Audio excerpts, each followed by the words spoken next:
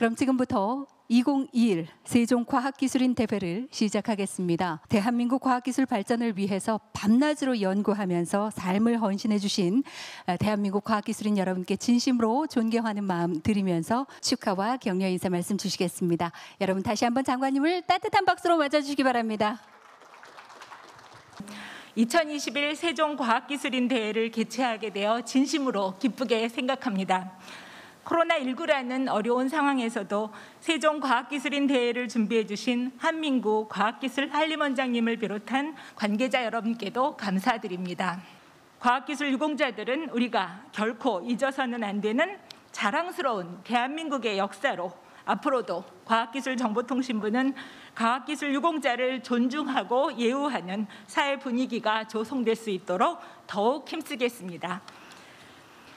과학기술 유공자분들이 열정을 갖고 헌신적으로 과학기술 발전에 매진할 수 있도록 묵묵히 곁에서 지원하고 응원해 주신 가족분들과 동료분들께도 이 자리를 빌려 감사의 말씀을 드립니다.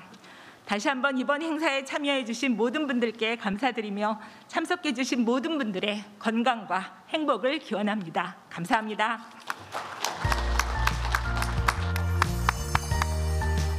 안녕하십니까, 서정선입니다. 오늘 이렇게 과학기술 유공자 헌정식에서 소개의 말씀을 드리게 돼서 대단히 영광스럽게 생각하고 있습니다. 지금부터 기초과학자로서의 외길을 걸으신 과학 선구자님들을 대한민국의 과학계에 헌정하는 자리에서 이분들의 업적과 생애를 조망하는 시간을 갖도록 하겠습니다. 화학 분야의 윤능민 박사님을 소개해 올리겠습니다. 윤 박사님은 금속 수소 화물에 의한 선택 환원 반응과 수소와 금속을 이용한 유기 합성 분야의 세계적인 선구자십니다. 그뿐만 아니라 유기 반응 연구센터를 서강대에 설립하시고 그 학문 후속 세대를 육성하신 데에도 큰 공헌이 있으십니다. 윤 박사님의 학문적인 업적은 특히 지도 교수시면서 또 노벨상 수상자이신 허버트 브라운 교수와 공동 연구를 통해서 총 110편의 연구 논문을 출간하셨습니다. 이 논문들은 국내는 물론 세계적으로도 타의 추종을 불허할 정도로 아주 높은 평가를 받았습니다. 그뿐만 아니라 금속 수소 화물에 의한 유기 화합물의 선택 환원 반응 특성의 계통적인 조사 방법을 확립하시고 56가지 유기화합물 리스트를 작성하셔서 새로운 선택 환원제를 찾는 일이라든가 이런 일을 하셨습니다. 새로운 수소와 금속 시약과 새로운 환원 반응의 개발 응용을 연구를 하셨습니다. 오로지 연구에 몰두하여 과학자가 국가를 위해 무엇을 해야 하는지 몸소 보여준 위대한 과학자이자 교육자인 윤능민 교수님, 그가 걸어온 올곧은 과학자의 일생을 후학들은 이제 여전히 기억하고 있습니다. 스승이 걸어간 길 위에 새겨진 발자국이 희미하게 되지 않도록 후학들이 그 길을 뒤따라 가야 할 때입니다. 수학 분야의 임덕상 교수님에 대해서 소개해 드리도록 하겠습니다. 임덕상 교수님은 유한군 코호몰로지에 대한 선도적 연구로 대수적 K 이론의 초석을 마련한 세계적인 재미 수학자이십니다.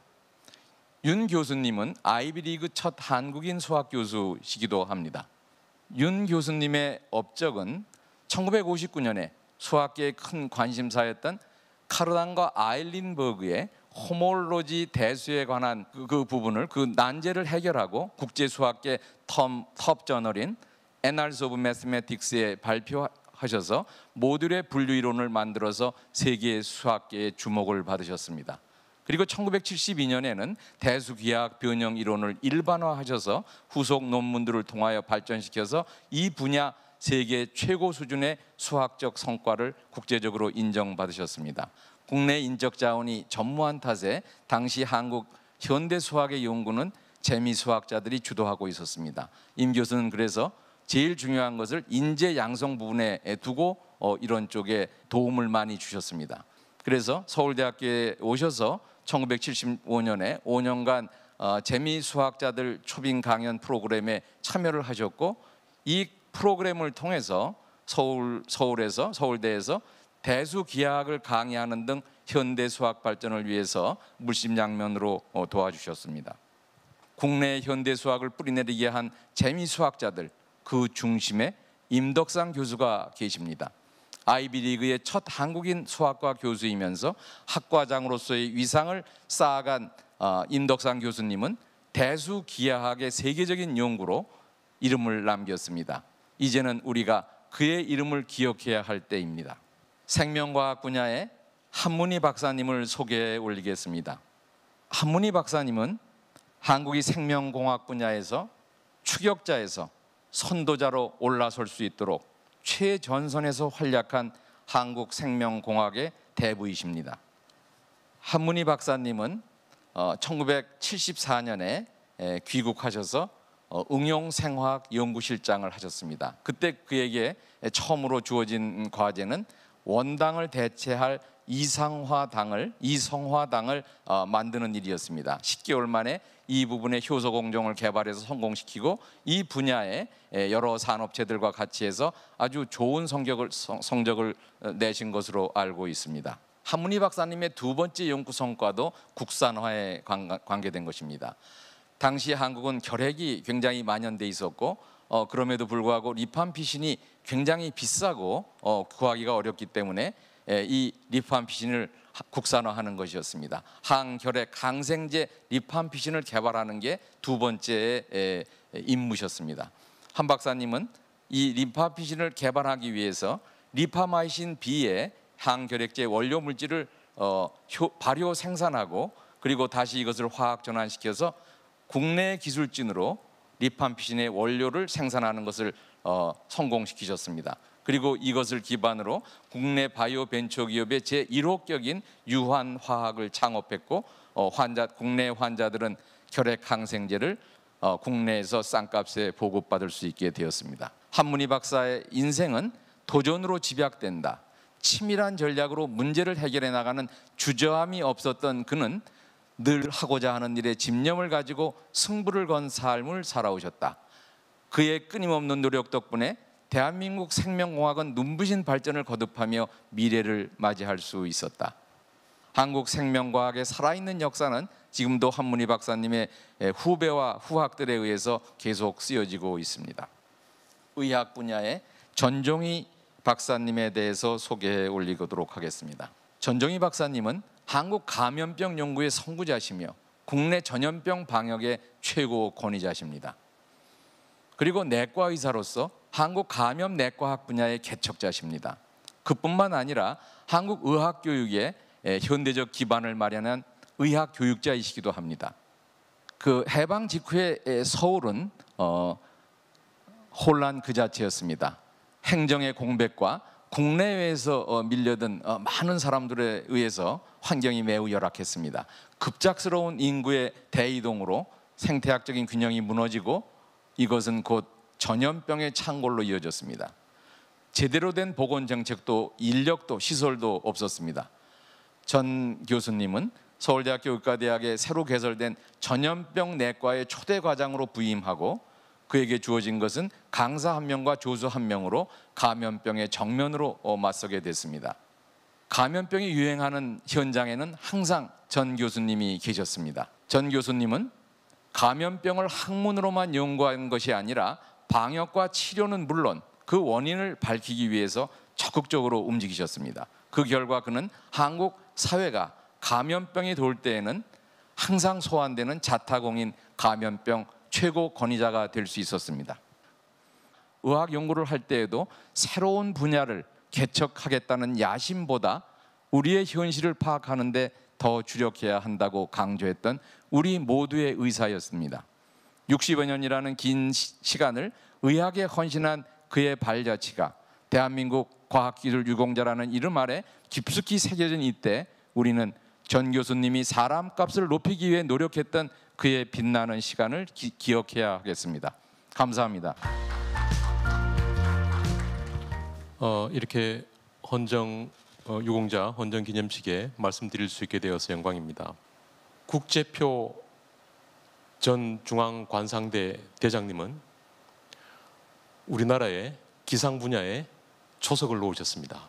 스스로 열심히 연구하신 태풍 진로 예상법, 이른바 국의 방법을 만드셔서 지금도 이 예보법이 현대 우리나라 기상예보법에 큰 영향을 미친 것으로 되어 있습니다. 뿐만 아니라 후학들을 양성하기 위해서 기상학회 창립을 주도하고 초대 회장으로서 기반을 놓으셨습니다. 농업국인 우리나라에 인공광우를 한번 내려보자. 그게 내가 다시 귀국한 목적이다. 이런 의지로 우리나라의 날씨 예보라고 하는 한 분야가 만들어졌습니다. 엔지니어링 분야에 서울대학교 노승탁 교수님은 세계적 수준의 열공학 연구를 선도하고 기계공학의 학문적 기초를 놓으셨습니다. 열공학 분야에서 특히 공업 연력학을 중심으로 연구와 교육의 기반을 만드셨습니다. 제가 가장 감동적으로 생각하는 부분은 산업계 그 여러 곳에서 쓰일 수 있는 기계장치의 설계 및 성능 해석에 있어서 필수적인 열물성 자료를 제공하도록 연구에 매진하신 것입니다. 이런 기초 연구를 바탕으로 산업계가 그 위에 도를 쌓아 올릴 수 있었습니다. 열병합 발전소, 복합화력 발전소 등 발전소에 기틀을 놓기도 하셨습니다. 에너지 변환, 냉동공학 등 분야가 사실 노승탁 교수님의 출발하신 그 발자국으로부터 시작된 것입니다. 프레온 가스를 대체할 신냉매를 개발하신 업적도 우리 산업계에 큰 영향을 미쳤습니다.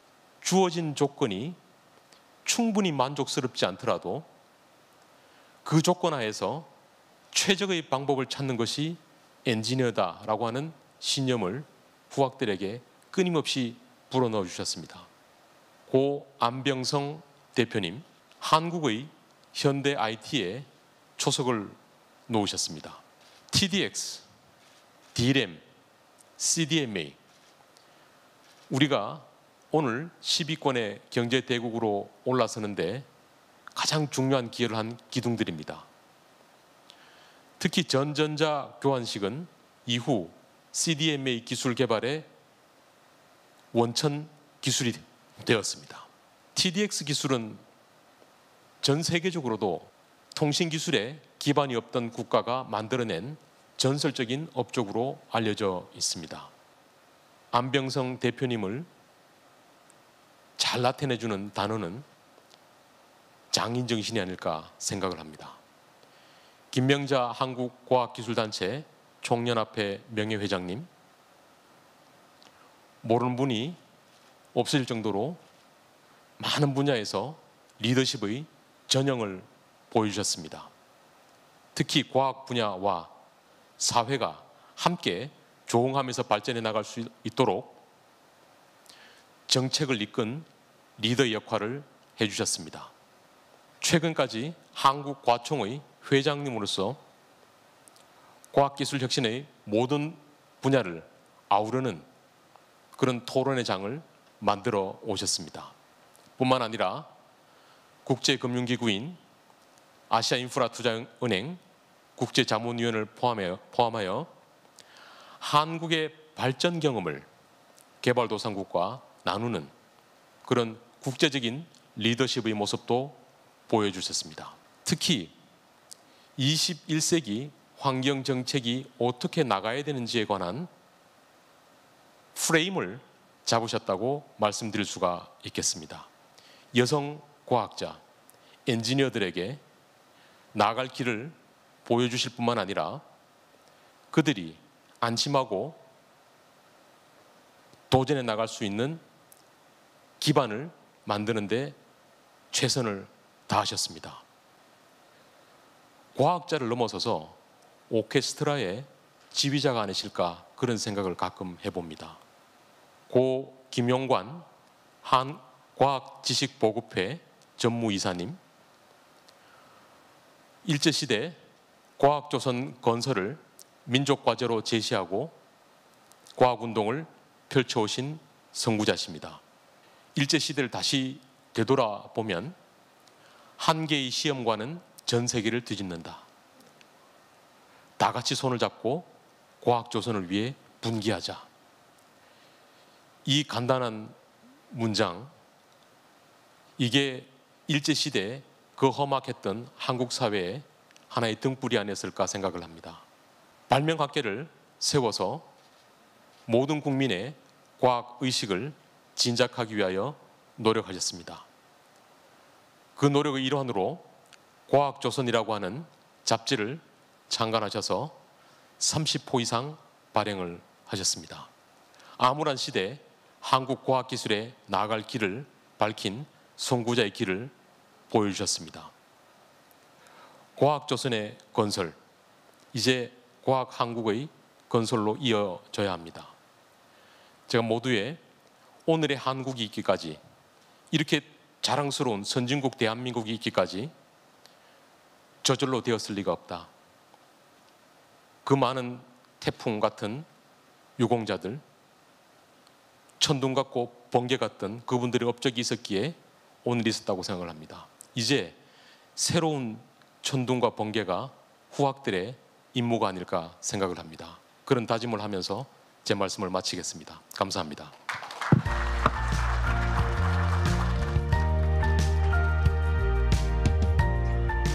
오늘 이렇게 뜻깊은 자리에 제가 인사 말씀을 드리게 된 것을 무한한 영광으로 생각합니다. 제가 꼭 말씀드리고 싶었던 것은 이러한 위치에 저희들이 선임되고 영광을 차지하게 된 데는 이렇게 저희 혼자만의 힘은 아니라고 이렇게 생각이 됩니다.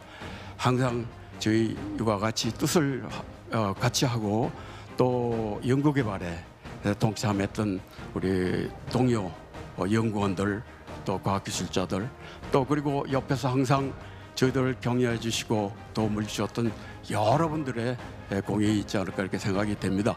이 자리를 빌어서 오늘의 영광을 같이 나누고자 하고 또 나가서 그분들에게 이 자리를 빌어서 감사의 말씀을 드리고자 합니다. 감사합니다.